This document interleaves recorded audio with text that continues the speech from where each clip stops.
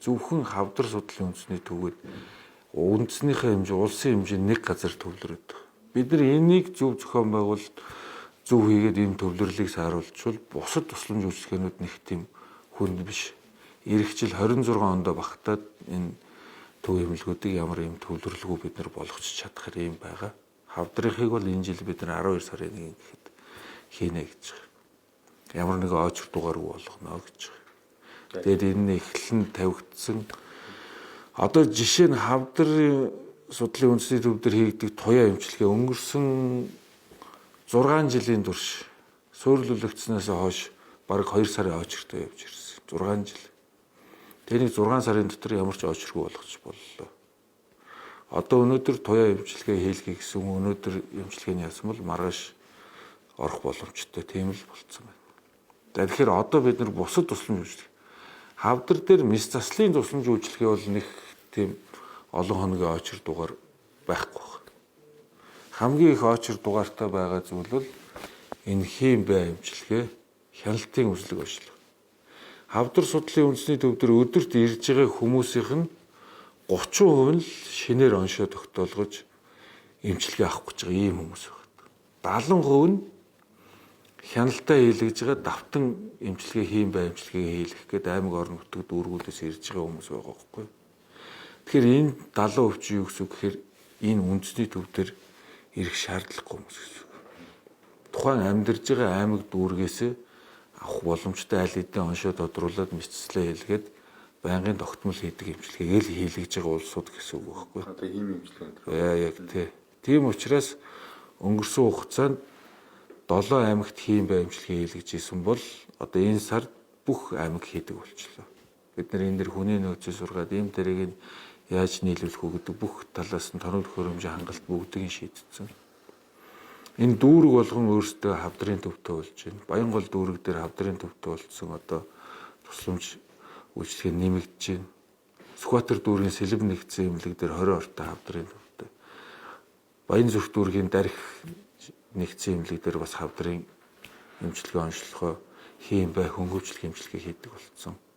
Хаан уулынх өргөжөөд одоо энэ оны эхний байдлаар ихэд өнгөрсөн оныхоос бараг 5 дахин илүү хүн тусламж үйлчилгээг үзүүлсэн байна. Ингээд бид нар 21 аймаг 9 дүүрэгт энэ оны байдлаар авдаг тусламж үйлчилгээг нь хавдрын тусламж үйлчилгээний 1% авдаг болох ийм төлөвлөлт тавьсан. Энд хүрэхээр ажиллаж байна. За дээрээс нь бид нар хойд бүс хөвсгөл булган эрдэнтийн хавдрын тохиолдол хамгийн их өндөртэй аймагуд. Нийт хавдрын тохиолдлын 10%-ийг энэ 3 аймаг эзэлж байгаа.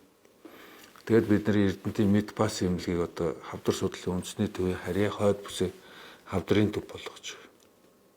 Тэгэхээр энэ дээр очих, ажиллах боловсон хүчин чи өөр энэ хавдар судлалын үндэсний төвөөс эргэлттэй ажиллана. Хойд бүсээс туяа эмчилгээ хийх шаардлагатай хүн Улаанбаатар дээр.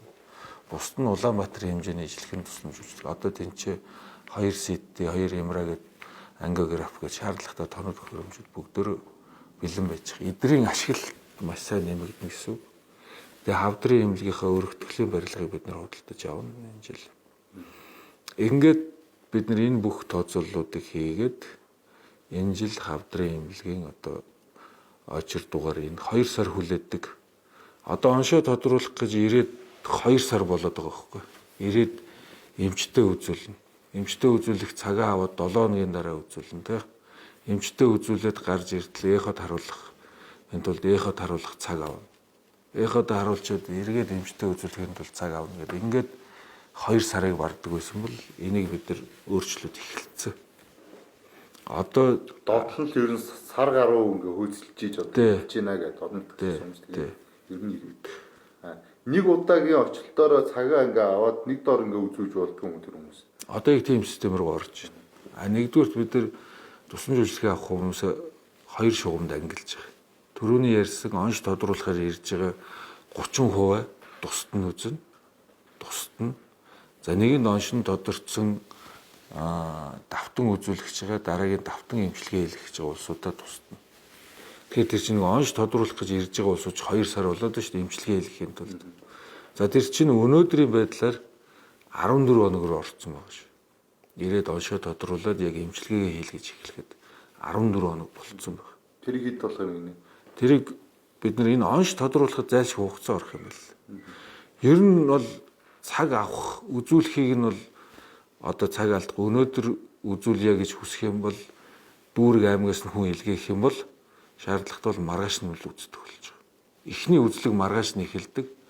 Үзлэг эхэлснээс хойш 7 хоногийн дотор бүх онцлогоо шинжилгээнүүд нь хийгдэж дуусаад эмчилгээнд ордог юм л болох гэж. Тэр чинь олон онцлогоо шинжилгээнүүд хийгдэх учраас тэрийг бол 2-3 хоногийн дотор хийх бас боломжгүй л дээ. Тэгэхээр энийг бид нар хамгийн бага нь 5 хоног болгож болох юм байна гэдэг энэ тооцоонуудыг хийцэн. Одоо өнөөдрийн байдлаар 2 сар чинь 14 хоног руу бууж ирээд явж байгаа. Энэ маань жигдрээд тэгээд 12 сарын 1 гэхэд энэ 5 хоногийн дотор л ер нь хавдраар үзүүлэх гэж одоо дүүрэг аймагаас нь явуулж байгаа хүмүүс ирээд 5 хоногийн дараа ихтэл ер нь эмчилгээнд орох. Энэ дээр нэг гол хүлээгддэг зүйл бол нөгөө эдийн шинжилгээ гэж байгаа шүү дээ. Тэр чинь зайлшгүй дороо иж нэг 14 хоног шаарддаг. Тэрийг хүлээх бол 14 хоног одоо хүлээхээс өөр аргагүй. Тэр бол угаасаа байх ёстой цаанаасаа шинжилгээнд нь шаарддаг хугацаа байхгүй.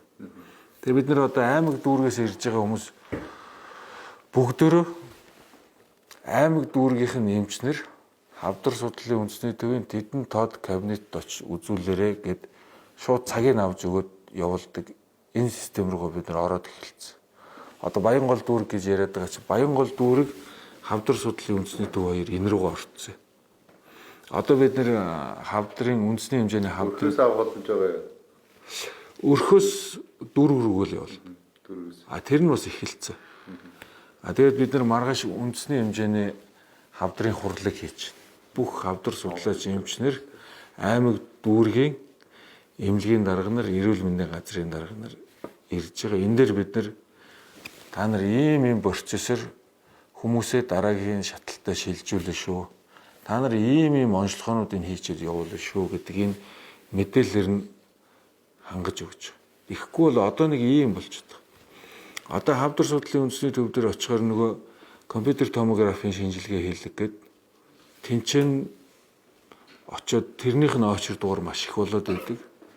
Гэтэл Баянгол дүүрэг дээр байгаа компьютер томографийн аппарат нь очиргүй байж. Тэр хүн тэнцэнэ шинжилгээгээ хийлгэчихэд хавдар судлалын үндэсний төв дээр дараагийн шатлалынхаа нарийн мэргэжлийн эмчт үзүүлэх 100 боломжтой байхгүй. Тэгэхээр энийг нь яаж тэр тухайн амьдарж байгаа бүс нутаг аймаг дүүрэгт нь хийх юм? Хийснийг нь хавдар судлалын үндэсний төвийнхэн чанар стандартын шаардлагыг хангасан зураг мөн байна гэд тэндээс нь яаж уншдаг болох юм бэ гэдэг ийм тогтолцоогийн зүг болгож өгч байгаа. Тэгэхгүй бол өнөөдөр аймаг дүүрэгт нь хийчих боломжтой бүх шинжилгээнүүдийг хийхгүйгээр хавдар судлалын үндэсний төв рүү явуулснаас болж тэнцээ маш их ачаал үүсэж байгаа юм. Энэ бүх зохицуултыг хийж байгаа. Бид нэр одоо бүх өрх сумдуудад тухайн танай харьяанд байдаг хүмүүсийн хавдартай хүмүүсийн мэдээлэл энэ шүү гэдээ өгж байгаа. Одоо энийг бид нар Баянгол дүүргээс эхэлсэн. Баянгол дүүргийн 29 хороонд танад одоо 24 дугаар хороонд хавдраар онцлогдсон эмчилгээ хийлгэж байгаа хяналтанд байдаг 190 хүн байна шүү. Энэ 190 хүн байна шүү гэдэг мэдээлэл өгсөн. Одоо тухайн өрхөд тэр хүмүүсээ хяналтанд авч байгаа нэгдүгээрт. Хоёрдугаарт тэр улсуудтай холбогдоод та тусламж үйлчилгээгээ энэ дүүрэг дээр төв байгуулагдсан дүүргээс авах боломжтой шүү. Та ямар байна гэдгийг санал хүсэлтийг сонсоод ингээд дүүрэг рүү явуулах энэ ажлууд маань эхэлсэн.